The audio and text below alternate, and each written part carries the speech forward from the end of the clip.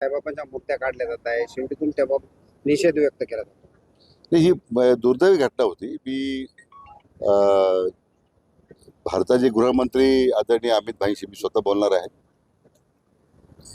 उत्तर प्रदेशचे माननीय मुख्यमंत्री आदरणीय आदित्यनाथ योगी आदित्यनाथजीशी बोलणार आहे.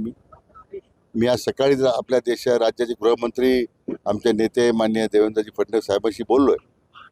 तात्काळ या विषयामध्ये हस्तक्षेप करण्याची त्यांना विनंती केलेली आहे. आज या दोन्ही नेत्यांशी माझं बोलणं झाल्यानंतर मला वाटतं हा प्रश्न सुटण्यामध्ये मदत होईल.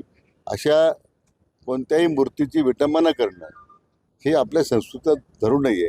विशेष करून वाराणसीमध्ये होणं याचं निश्चित मनस्वी दुःख आहे. वाराणसी में जिस तरह साई की मूर्ति मंदिरों से हटाई जा रही है, क्या लग रहा है? आप शिरडी के सांसद हो तो आपको किस तरह देखते हैं इस? नहीं, ये बहुत दुर्भाग्यपूर्ण घटना है. ऐसे कोई मंदिर में साईं बाबा की मूर्ति की आलोचना करना ये निश्चित है, उसका मैं निषेध करता हूँ. और इसी विषय को लेके मैंने आज हमारे नेता गृह मंत्री महाराष्ट्र के माननीय देवेंद्र जी फडणवीस साहब से मैंने बात की है. और मैं स्वयं देश के गृह मंत्री आदरणीय अमित भाई से बात करूँगा. यूपी के मुख्यमंत्री आदरणीय योगी जी से मैं बात करूँगा. लेकिन किसी भी धार्मिक उपक्रम में हर एक का एक खुद का अगर कोई भी ओपिनियन हो, मत हो, लेकिन उसको तो कोई किसी ने अधिकार नहीं दिया है कि ऐसी मूर्तियों की विटंबना करें. साईं बाबा की असीम श्रद्धा हमारे देश के करोड़ों जनता के मन में है. करोड़ों जनते के मन पर ठेस पहुंची है.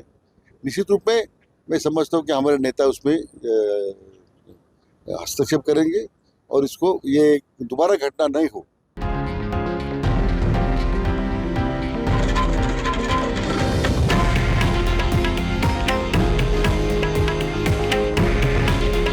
हे आहे देशातील नंबर 1 न्यूज नेटवर्क आणि आपण पाहत आहात TV9 मराठी.